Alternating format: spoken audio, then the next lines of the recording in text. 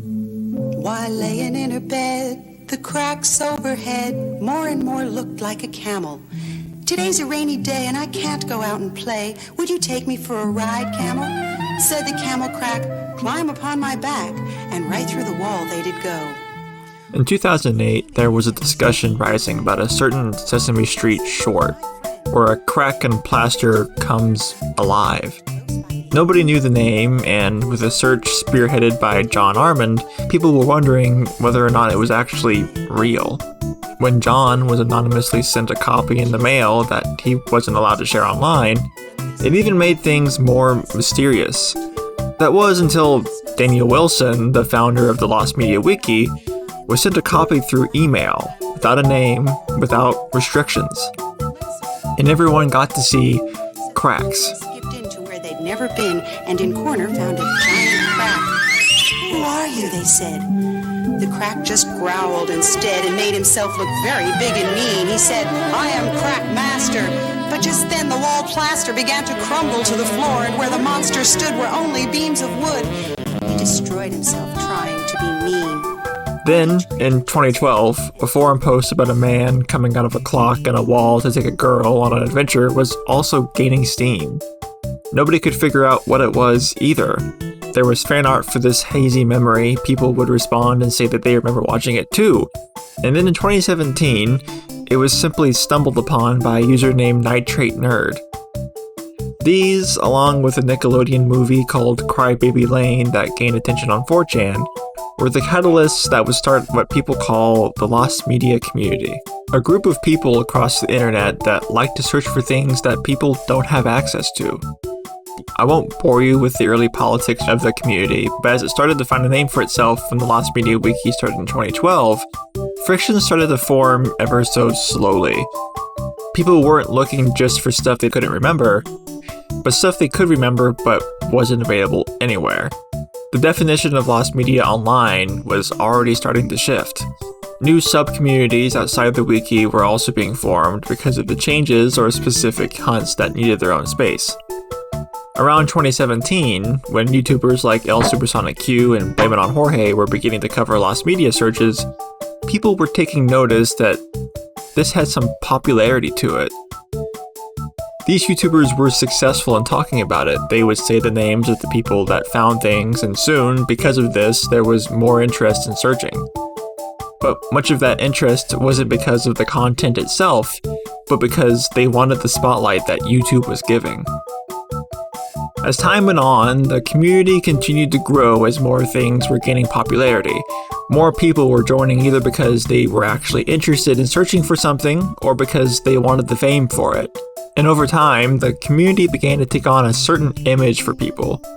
More people complained that so many searches were for kids shows, that there were too many kids in the community that didn't know what they were doing, that these kids were destroying the community, and the community should be searching for stuff like London After Midnight and Cleopatra. The complaints have actually grown so loud that even the community is eating away at itself with hate. But the kids shows aren't the problem. The problem is greed.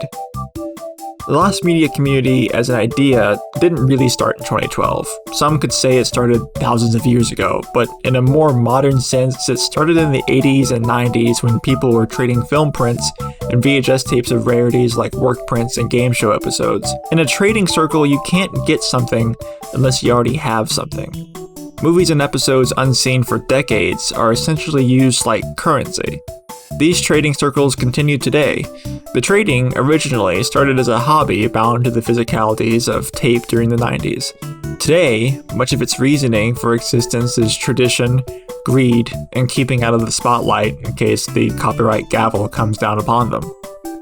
When YouTube was gaining traction, some of these older archivists began uploading what they had, but with a watermark. Even though the majority of what's being uploaded was content they didn't own the rights to, they watermark it so other archivists can't steal it. Sometimes the watermark is justified, like when they took time to restore it or if they invested a significant amount of money into it. But at the end of the day, that watermark is stating that preservation until a clean version is shared. The problem of greed in the world of archival has existed for decades, and today's issues are just another form of it. People are looking for kid shows either because it's what they remember, they want fame, or it's just easier to find. The majority of them were created when they could be backed up on tape or even just on someone's portfolio. Outsiders don't understand that silent films are lost for a reason. Nobody knows where they are, and when they're found, it's by accident. It's stupid to suggest that the community, which is mainly average Joes with VCRs and too much time on the computer, should search for something that's been wiped off the planet for 100 years. People argue that things that matter are what should actually be searched for, but who defines that? Everything matters, including TV bumpers and kid show pilots and even toy sound effects. It all matters. It's all history and art. So many people reduce those who search for these to children when the majority of them are actually adults or late teens, oftentimes with autism. Infantilizing people who are searching for something that you don't care about is shallow. The people that are actually making a problem within the scene are the people that only search because they want credit. They want to be the next El Supersonic Q. They want that 5-second spotlight. The greed has gotten so bad that searchers go as far as to send death threats to the owners, to sabotage searches for something that they already have, or to just hoard it entirely to feel special. These people don't care about whatever it actually is. They just like the feeling and having something that others don't. They plant their flag where it doesn't belong. Oftentimes, they don't even know how to search for it, which leads to things like the Family Guy pilot sitting on an animator's portfolio for 3 years when it was a high-profile search for all that time. Even when people aren't greedy, they don't take the time to educate themselves on how to properly look for something. The people who've been part of the community for years don't want this. The people that have moderated it know that this is a problem but can't do anything about it. This is a problem that the community itself has to handle through educating each other and returning to the root of what the community is about: preserving art. The lost media community has incredible potential. Thousands of people across all ages are looking for and sharing things that the majority of the population can't access. Aside from avoiding legal trouble and personal restrictions, there isn't a reason to hoard or argue or even trade. If you see someone doing something wrong, educate them on it. Learn how to properly search for things and how things work and how they're made. Study how the law works and take time to understand personal space. All of the infighting is incredibly counterproductive and makes everything look and feel bad. Stop accepting rude and greedy behavior and actually start searching for things that you really care about. Not because you want the fame, but because you actually want it and you want others to experience it. Not everything has to be the next big hunt. Not everything is cracks. Don't expect people to put in the work for you or join in.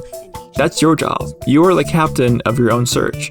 Everything, no matter how big or small, deserves someone to care about it. We'll go and see the cracks again someday.